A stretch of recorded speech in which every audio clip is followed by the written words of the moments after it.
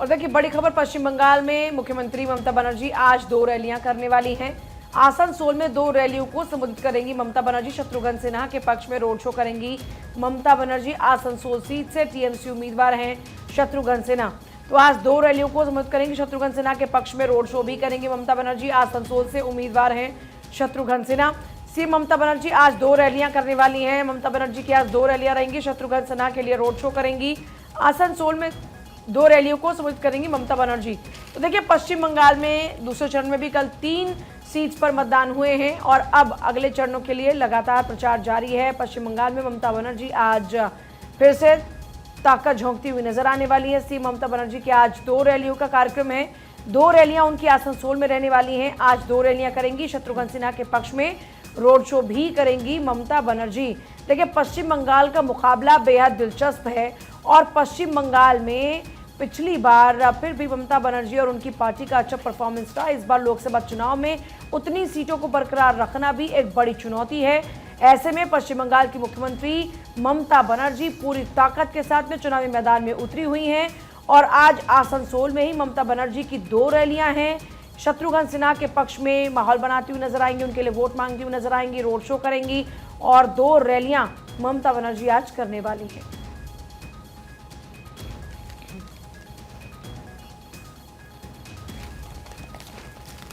और अब अखबारों के पन्ने अगर हम पलटाएं तो सबसे पहले चर्चा है कल जो दूसरे चरण की वोटिंग हुई उसका जिक्र हर अखबार में देखने को मिल जाएगा, क्योंकि कल 13 राज्यों की कुल 88 सीटों पर मतदान हुआ है। असम, बंगाल, त्रिपुरा में बम्पर वोटिंग हुई है, लेकिन जहां पारा थोड़ा ज्यादा रहा वहां पर वोट कम पड़े हैं। पहले चरण में 66% वोट पड़े थे, लेकिन इस चरण में पहले के मुकाबले कम वोट पड़े हैं। त्रिपुरा में सबसे ज्यादा और यूपी में सबसे कम वोटिंग हुई है। महाराष्ट्र, उत्तर प्रदेश और बिहार में वोटर्स का ठंडा रिस्पांस देखने को मिला है।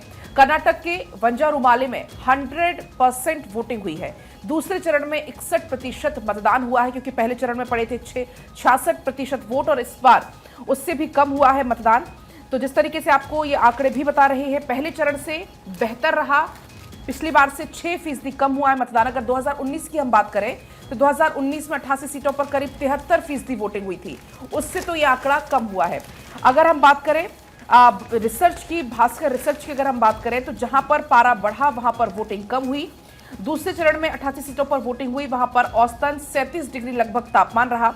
जिन 7 सीट जिसमें खजुराहो, सतना, रीवा, नगांव, भागलपुर, बांका, यहां पर सबसे ज्यादा पारा रहा 42 डिग्री सेल्सियस और वहां औसतन 57% मतदान हुआ है। तो इसका मतलब साफ साफ है कि जो टेम्परेचर का असर साफ साफ वोटिंग पर देखने को मिला है। अच्छा, दैनिक जागरण चूंकि इस वक्त मेरे पास है और यहाँ पर ये बताया गया है कि गाजियाबाद और गौतम बुद्ध नगर में उम्मीद से कम मतदान।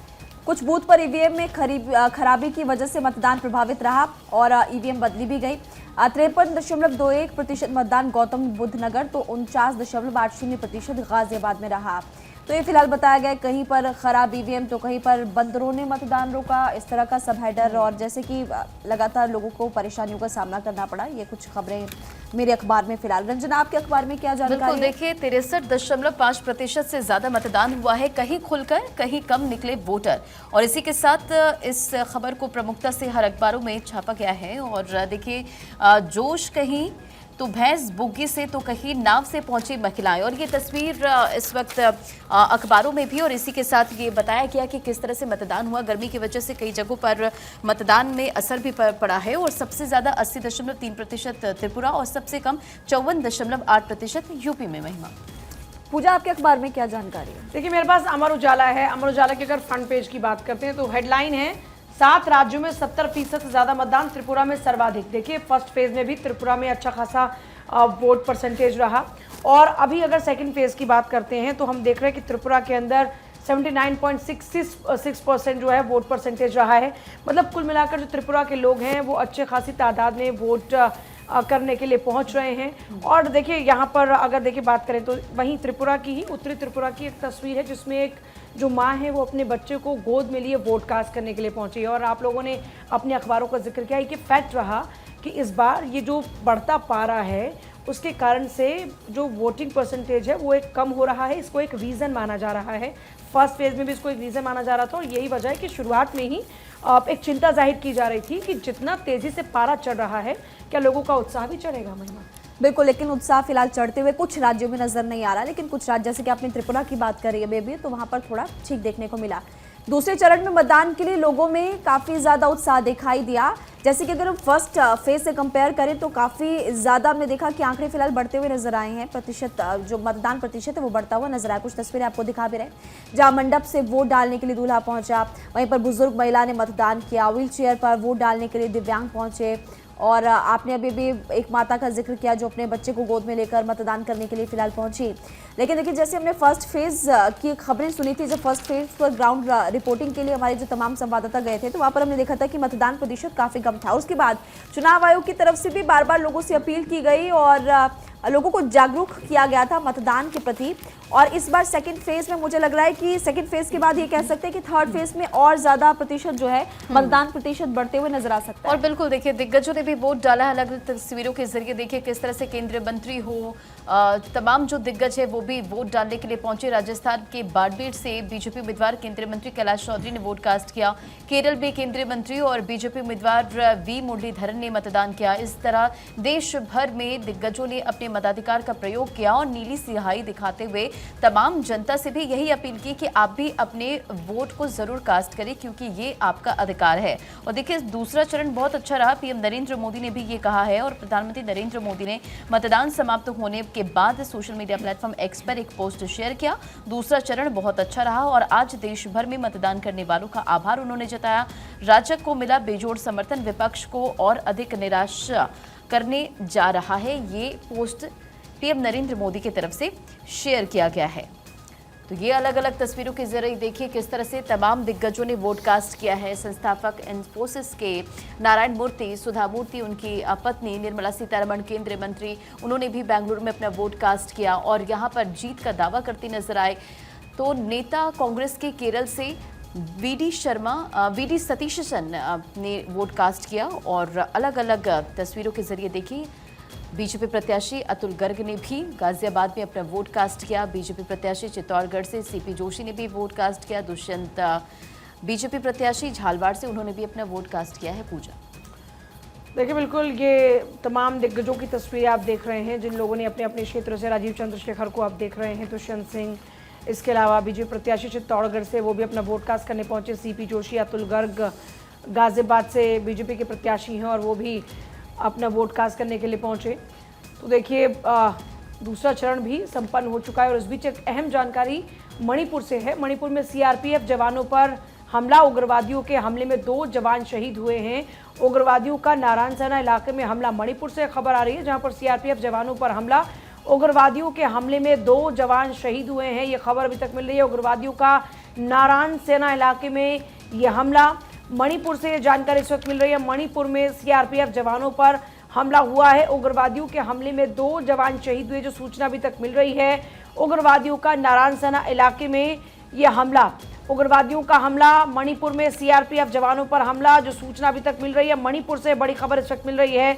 मणिपुर में सीआरपीएफ जवानों पर हमला, उग्रवादियों के हमले में ये खबर आ रही है कि 2 जवान जो हैं वो घायल भी हुए हैं, उनके ऊपर हमला हुआ है। मणिपुर में सीआरपीएफ जवानों पर हमला। बिल्कुल, तो मणिपुर के विष्णुपुर के नारायण सेना इलाके की ये घटना है जहां पर एक बार फिर हिंसा भड़की। रात को करीब 12 बजे से सुबह 2:15 तक कुकी उग्रवादियों और केंद्रीय रिजर्व पुलिस बल यानी कि सीआरपीएफ के जवानों के बीच में झड़प हुई है, जिसमें 2 जवानों के शहीद होने की खबर है। ये जवान सीआरपीएफ के 128वीं बटालियन के थे। तो ये बड़ी जानकारी मिल रही है, बड़ी खबर आपको बता रहे हैं मणिपुर के विष्णुपुर से, जहां पर देर रात एक बार फिर से हिंसा भड़की है।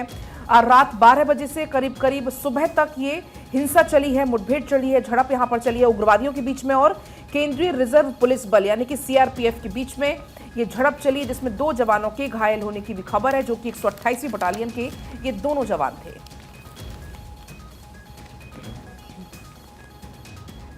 और वहीं बिहार के अररिया और मुंगेर में प्रधानमंत्री मोदी की जनसभा हुई। उन्होंने कहा, ये चुनाव देश को शक्तिशाली बनाने का चुनाव है। देश कह रहा है फिर एक बार मोदी सरकार। तो प्रधानमंत्री मोदी कल बिहार के दौरे पर रहे और इस दौरान प्रधानमंत्री मोदी ने कहा, देश के संसाधनों पर पहला हक गरीबों का है। कांग्रेस, आरजेडी, उनके सहयोगियों का कहना है कि पहला दावा उनके वोट बैंक का है। ये आपका सामान चुराना चाहते हैं। इसके बाद प्रधानमंत्री मोदी बंगाल में पहुंचे। बंगाल में भी प्रधानमंत्री मोदी ने कहा, आप इतना प्यार दे रहे हैं, लगता है कि ये मैं पिछले जन्म में बंगाल में पैदा हुआ था या अगले जन्म में बंगाल में किसी मां की गोद से पैदा होने वाला हूं। तो प्रधानमंत्री मोदी बैक टू बैक तमाम राज्यों के दौरे कर रहे और इस दौरान प्रधानमंत्री मोदी विपक्ष पर जमकर निशाना साधते हुए भी नजर आए। आगे बढ़ते बिहार में मोदी का प्रचार धुआंधार। जनसभा को संबोधित करते हुए प्रधानमंत्री मोदी नजर आए। ईवीएम मामले पर विरोधियों को जमकर उन्होंने घेरा भी और कहा कि आपकी संपत्ति के साथ ही वोटों की चोरी का भी प्लान था। तो प्रधानमंत्री मोदी देखिए लगातार एक तस्वीर यहाँ पर है जिसमें सीएम नीतीश कुमार के साथ वो नजर आ रहे हैं। बिहार के मुंगेर में शुक्रवार को जनसभा के दौरान प्रधानमंत्री मोदी नीतीश कुमार के साथ और एक तस्वीर है। और इसके अलावा लगातार आपको बता भी रहे हैं जैसे कि बैलेट पेपर लूटने वालों के सपने टूटे। और प्रधानमंत्री मोदी ने और 2-3 बातें क्या बोली है वो आपको बता दी। ईवीएम वीवीपैट पर सुप्रीम कोर्ट के फैसले को प्रधानमंत्री ने बताया लोकतंत्र की जीत। कहा हम गरीबों को दे रहे हैं उनका हक, वो आपकी संपत्ति छीनने पर आमादा है। तुष्टीकरण की राजनीति में तृणमूल और कांग्रेस एक दूसरे से प्रतिस्पर्धा कंपटीशन कर रही है, ये प्रधानमंत्री मोदी ने कहा। और कहा लगता है कि मेरा पिछला जन्म बंगाल में हुआ था, अगला यहीं पर लूंगा। ये ऑलरेडी आपको पलक ने बता भी दिया है, मेरे अखबार में भी फिलहाल इसी के बारे में जानकारी दी गई है। और ईवीएम को लेकर पीएम नरेंद्र मोदी ने क्या कुछ कहा, सुनाते हैं। करने के खेल खेलते थे, इन लोगों से बर्दाश्त नहीं हो रहा था।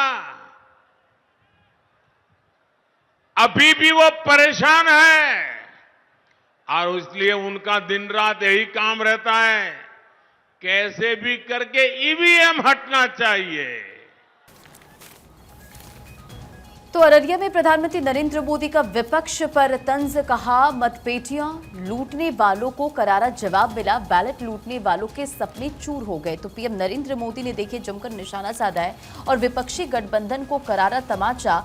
मोदी का ये स्टेटमेंट और इसी हेडलाइंस के साथ अखबारों में इस खबर का जिक्र है। पीएम नरेंद्र मोदी ने कहा सुप्रीम कोर्ट का फैसला विपक्षी गठबंधन के लिए करारा तमाचा है। इस फैसले से मतपेटियों को लूटने का इरादा रखने वालों को ऐसा गहरा झटका लगा है कि उनके सारे सपने चूर चूर हो गए। और देखिए अररिया और मुंगेर में राजग के उम्मीदवारों के पक्ष में अलग अलग चुनावी जनसभा को पीएम नरेंद्र मोदी ने संबोधित किया और विपक्षी गठबंधन को ना देश के संविधान और ना ही लोकतंत्र की परवाह है, ये स्टेटमेंट है उनका। ये वे लोग हैं जिन्होंने 10 साल तक मतपत्रों के बहाने गरीबों का अधिकार छीना। और इन्हीं तमाम बड़ी बातों का जिक्र करते हुए जमकर कांग्रेस पर निशाना साधा पीएम मोदी ने। और देखिए इससे पहले सुप्रीम कोर्ट का फैसला आया था वीवीपैट और ईवीएम के 100% मिलान को लेकर, और सुप्रीम कोर्ट ने कहा था कि ये नहीं हो सकता, जिसके बाद पीएम मोदी ने तुरंत इस मुद्दे को उठाया और जैसे वो बिहार के अररिया में पहुंचे उन्होंने इस बात का जिक्र किया और आरजेडी पर खूब हमला बोला। आगे बढ़ते हुए बात होगी बिहार के बाद उत्तर प्रदेश में मोदी ने जलवा दिखाया और बरेली में पीएम मोदी ने किया रोड शो। सीएम योगी भी साथ मौजूद रहे, जनता में जोरदार उत्साह नजर आए। तो ये बिहार के बाद यूपी की तस्वीरें इस वक्त आप देख रहे हैं। तो देखिए लगातार आप चुनावी दौरों पर पीएम मोदी को देख रहे हैं। बिहार के अररिया में, उससे पहले पश्चिम बंगाल की अगर बात करें तो मालदा में वो थे और मालदा के बाद अररिया पहुंचे। अररिया के बाद में आज की अगर बात करें तो आज भी उनके कई कार्यक्रम है, लेकिन इससे पहले उत्तर प्रदेश के बरेली की तस्वीरें आप देखिए जहां पर लोगों का हुजूम आपको नजर आएगा। लोगों में पीएम मोदी को लेकर एक अलग ही क्रेज आपको यहां पर नजर आएगा। हाथ में कमल का निशान लिए पीएम मोदी लोगों का अभिवादन स्वीकार करते हुए नजर आ रहे हैं। उत्तर प्रदेश के मुख्यमंत्री योगी आदित्यनाथ उनके साथ में मौजूद हैं और ये बरेली की तस्वीरें इस वक्त है जब बरेली में पीएम मोदी ने रोड शो किया। पीएम मोदी के रोड शो को लेकर तमाम तैयारियां पहले से ही कर ली गई थी और यहाँ पर ये तस्वीरों में आप देख रहे हैं जहाँ पर जनता का उत्साह अलग ही आपको देखने को मिलेगा। तो ये यूपी की बरेली की तस्वीरें हैं। तो लगातार देखिए पश्चिम बंगाल से लेकर उत्तर प्रदेश तक कल चुनावी दौरों पर पीएम मोदी रहे और ताबड़तोड़ चुनाव प्रचार किया, बरेली में रोड शो किया और यहां पर जबरदस्त उत्साह लोगों का देखने को मिला। और अब बात मालदा की, जिसका जिक्र भी आप कर भी रही थी। पश्चिम बंगाल के मालदा में पीएम मोदी ने वोट की अपील की और कहा कि बंगाल में पीएम मोदी की वोटर्स से अपील है सभी मतदाताओं को वोट करना चाहिए, लोकतंत्र के उत्सव में बढ़ चढ़कर हिस्सा लेना चाहिए। तो पीएम मोदी यहां पर वोट की अपील करते हुए भी नजर आए। आगे बढ़ते हैं, देखिए मालदा में प्रधानमंत्री मोदी का टीएमसी पर निशाना। मालदा में प्रधानमंत्री मोदी का प्रचार था, टीएमसी पर प्रहार किया और कहा कि टीएमसी के राज में बंगाल में तस्करी, लूट और घोटाले लगातार बढ़ते जा रहे हैं। बंगाल में युवाओं के भविष्य के साथ खिलवाड़ किया जा रहा है। क्या कहा प्रधानमंत्री मोदी ने, सुनिए आप। संदेश खाली में महिलाओं पर इतने अमानवीय अत्याचार हुए और टीएमसी सरकार आखिर तक मुख्य आरोपी को बचाती रही। यहां मालदा में भी महिला के साथ शर्मसार करने वाली घटना घटी, लेकिन टीएमसी सरकार चुप रही, जबकि बीजेपी सरकार महिलाओं की मान मर्यादा इज्जत के लिए काम कर रही है। बीजेपी सरकार ने बंगाल में 80 लाख से ज्यादा शौचालय बनाकर दिए हैं, जिसका सबसे ज्यादा लाभ महिलाओं को हुआ है। बंगाल की करीब 1.25 करोड़ माताओं बहनों को उज्ज्वला का गैस कनेक्शन मिला है। यहां पीएम आवास के जो हजारों घर दिए गए, उनमें से ज्यादा घर महिलाओं के ही नाम है। और प्रधानमंत्री नरेंद्र मोदी के रोड शो पर अमित मालवीय का पोस्ट, पीएम के स्वागत के लिए सड़कों पर खड़े थे लोग। ये अमित मालवीय का पोस्ट, मालदा उत्तर के लोगों ने पीएम नरेंद्र मोदी के प्रति स्नेह दिखाया। शेष भारत की तरह बंगाल में भी भगवा लहर, और ये अमित मालवीय का पोस्ट। और ये देखिए खूबसूरत तस्वीरें भी बीते दिन निकलकर सामने आई थी जब पीएम नरेंद्र मोदी मालदा में रोड शो कर रहे थे। और इस बीच देखिए किस तरह से जो लोग हैं वो उत्साहित नजर आए, अपने अपने फोन से पीएम नरेंद्र मोदी की तस्वीरें कैद करते नजर आए। और इस बीच पीएम नरेंद्र मोदी को देख के लोगों में उत्साह नजर आया। और देखिए किस तरह से पीएम नरेंद्र मोदी सभी का अभिवादन स्वीकार करते हुए नजर आए। तो मालदा में पीएम नरेंद्र मोदी की मौजूदगी थी बीते दिन, और इस दौरान जहां विपक्ष पर उन्होंने निशाना साधा, तो बीजेपी की उपलब्धियां गिनाने के साथ साथ अब बीजेपी प्रत्याशी के पक्ष में वोट की अपील करते हुए नजर आए। और इसी बीच पीएम नरेंद्र मोदी का ये रोड शो, और इस रोड शो पर अमित मालवीय का पोस्ट। पीएम नरेंद्र मोदी के रोड शो के दौरान सड़कों पर लोग स्वागत के लिए खड़े रहे। तो देखिए पीएम मोदी एक तरफ जहां पश्चिम बंगाल के मालदा में नजर आए, तो वहीं गृहमंत्री अमित शाह की बात करें तो कांग्रेस पर वो हमला बोलते हुए नजर आए। और राहुल गांधी देश तोड़ने की बात करते हैं, शरिया के आधार पर देश नहीं चलेगा, हम यूनिफॉर्म सिविल कोड लाएंगे। देखिए दूसरे चरण का जो चुनाव है, जो मतदान है, वो चल ही रहा था। उसी मौके पर अब बाकी के चरणों की तैयारी भी शुरू हो चुकी है। और कल गृहमंत्री अमित शाह की ओर से स्पष्ट तौर पर कह दिया गया कि वो चाहते हैं कि देश शरिया कानून से चले, लेकिन हम चाहते हैं कि देश की जनता के हित में कार्य हो, और हम चाहते हैं कि देश में तमाम जो जनता है उनके पास में समान अधिकार हो। और इसलिए अब देखिए आगे की तैयारी समझिए। यूनिफॉर्म सिविल कोड का जिक्र करके अब गृहमंत्री अमित शाह ने अगले चरण को लेकर स्पष्ट संदेश देना कल से ही शुरू कर दिया कि आने वाले चरणों में अब बात यूनिफॉर्म सिविल कोड की होगी। गृहमंत्री अमित शाह ने स्पष्ट तौर पर कहा कि वो शरिया की बात करते हैं और हम यूनिफॉर्म सिविल कोड की। वहीं देखिए गृहमंत्री अमित शाह मध्य प्रदेश के दौरे पर रहे। गुना में अमित शाह ने हुंकार वहां भरी।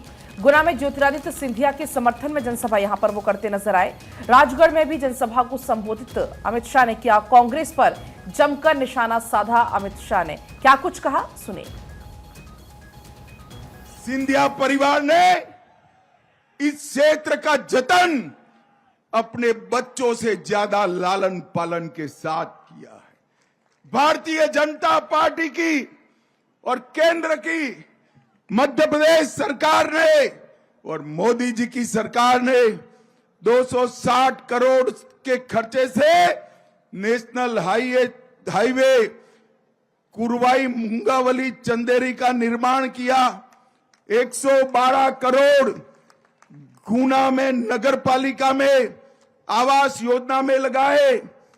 मैं आज कहकर जाता हूं, सिंधिया जी पर मोदी जी का वरसत है, एक बार इनके सम्मान के जितनी लीड से जिताइए। एक क्षेत्र को हम आगे बढ़ाना चाहते हैं। भाई और बहनों मुझे बताओ, राजा साहब को प्रचंड मार्जिन से जिताओगे क्या? जरा जोर से बोलो, जिताओगे? तो आप फिलहाल केंद्रीय गृह मंत्री अमित शाह को सुन रहे थे। और देखिए मध्य प्रदेश के राजगढ़ में गृह मंत्री अमित शाह की जनसभा, उसमें कहा कि बीजेपी सरकार ने नक्सलवाद को हटाया। प्रधानमंत्री मोदी ने कश्मीर से धारा 370 खत्म की, ये भी बात वो कहते हुए फिलहाल नजर आए हैं। राजगढ़ में वो पहुंचे थे। केंद्रीय गृह मंत्री अमित शाह ने एक बहुत बड़ी जनसभा की, जिसमें आपने तस्वीरों में देखा कि बड़ी संख्या में लोग उनको सुनने के लिए पहुंचे। और एक बार फिर से अपनी सरकार की उपलब्धियां गिनवाते हुए अमित शाह को आप सुन सकते। मध्य प्रदेश के बाद अमित शाह का छत्तीसगढ़ में चुनावी अभियान और बेमेतरा में जनसभा को उन्होंने संबोधित किया। तमाम बड़ी बातों का जिक्र इस दौरान। कांग्रेस पर परिवारवाद का आरोप लगाया और गृह मंत्री अमित शाह ने। तो देखिए अब तीसरे फेज के लिए तमाम दिग्गज अलग अलग राज्यों में पहुंचे चुनावी हुंकार भरते हुए नजर आ रहे हैं और ये तस्वीरें उस दौरान की है जब मध्य प्रदेश के बाद गृह मंत्री अमित शाह छत्तीसगढ़ के दौरे पर पहुंचे। जनसभा को संबोधित इन्होंने किया इस दौरान और कांग्रेस पर जमकर निशाना साधते नजर आए। देखिए लगातार बीजेपी के तमाम दिग्गज, इनफैक्ट हर पार्टी के तमाम दिग्गज चुनाव प्रचार में जुटे हुए इस वक्त नजर आ रहे हैं। लेकिन अगर बात की जाए बीजेपी के राष्ट्रीय अध्यक्ष जेपी नड्डा की, तो वो भी लगातार ताकत झोंकते हुए नजर आ रहे हैं। और देखिए बीजेपी के राष्ट्रीय अध्यक्ष जेपी नड्डा ने चुनावी सभा की, कलबुर्गी में उनका रोड शो रहा। रोड शो में खूब भीड़ भी उमड़ी। कलबुर्गी में उनका रोड शो, कर्नाटक में बीजेपी ने ताकत झोंकी और देखिए कर्नाटक में अब लगातार आप देख रहे हैं कि ताबड़तोड़ चुनाव प्रचार किया जा रहा है। इस बीच रोड शो की तस्वीर इस वक्त आप देख सकते हैं जब कर्नाटक में बीजेपी अपनी ताकत झोंकती हुई नजर आई और जेपी नड्डा वहां आप देखिए लोगों के बीच में पहुंचे और ये तस्वीरें उनके रोड शो की तस्वीरें इस वक्त हैं। और ये रोड शो की तस्वीरें आप देखिए लोग किस तरीके से यहाँ पर लगातार जो है वो बीजेपी के सपोर्ट में यहाँ नजर आ रहे हैं। तीसरे चरण के चुनाव प्रचार में दिग्गज जुट चुके हैं। कर्नाटक के यादगिरी में बीजेपी के राष्ट्रीय अध्यक्ष जेपी नड्डा ने मेगा रोड शो किया। सड़क पर लोगों की जो भीड़ है वो उमड़ी है और देखिए इसी समर्थन को पाकर बीजेपी गदगद नजर आ रही है।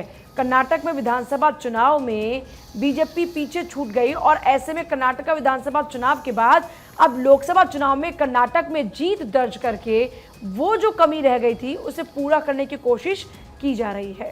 तो एक तरफ जेपी नड्डा पहुंचे चुनाव प्रचार के लिए, दूसरी तरफ तीसरे चरण के लिए यूपी में सीएम योगी ने अपनी पूरी ताकत झोंकी। संभल में जनसभा को संबोधित किया। सपा और कांग्रेस पर इस दौरान जमकर निशाना साधते हुए सीएम योगी नजर आए। तो बीजेपी के तमाम बड़े चेहरे जितने भी स्टार प्रचारक हैं वो जिम्मा संभाले हुए हैं और खुद सीएम योगी भी संभल पहुंचे जनसभा को संबोधित करने। और देखिए लोकसभा चुनाव को लेकर सीएम योगी आदित्यनाथ ने एक बड़ा दावा किया, कहा कि तीसरी बार एनडीए की सरकार बनेगी। प्रधानमंत्री ने 10 साल में देश को नई दिशा दी है। आने वाला वक्त सुनहरा होने वाला है। सीएम योगी आदित्यनाथ फिलहाल बड़ी बात कहते हुए नजर आए, जिसमें वो कह रहे हैं कि 10 साल में तो देश में अच्छा हुआ ही है, लेकिन आने वाला वक्त और ज्यादा अच्छा होने वाला है और एक बार फिर से मोदी सरकार बनेगी। तीसरे चरण के लिए अखिलेश यादव ने झोंकी ताकत और यूपी में ताबड़तोड़ प्रचार प्रसार की योजना। हर दिन 2 से 3 सभाएं करेंगे अखिलेश यादव। तीसरे चरण में परिवार के 3 सदस्यों की किस्मत दांव पर है। तो देखिए किसान नौजवान संकट में अखिलेश यादव का ये स्टेटमेंट और इसी हेडलाइंस के साथ अखबारों में भी इसका जिक्र है। भ्रष्टाचार और माफिया भाजपा के गोदामों में यानी बीजेपी पर निशाना साधते हुए नजर आए। क्या कुछ उन्होंने कहा, सुनाते हैं। पत्रकार भाइयों, न वो बॉल फेंक पाएंगे न बैट घुमा पाएंगे। अगर पहली बॉल पे छक्का न मारो तो हम समाजवादी लोग नहीं हैं और 6 की 6 बॉलों पे छक्का मारेंगे। फूक फूक कर कदम रख रहे हैं अखिलेश और कह रहे हैं कि ये जो प्रत्याशी बदले जा रहे हैं ये एक स्ट्रैटेजी का हिस्सा है और ये स्ट्रैटेजी है जीत की।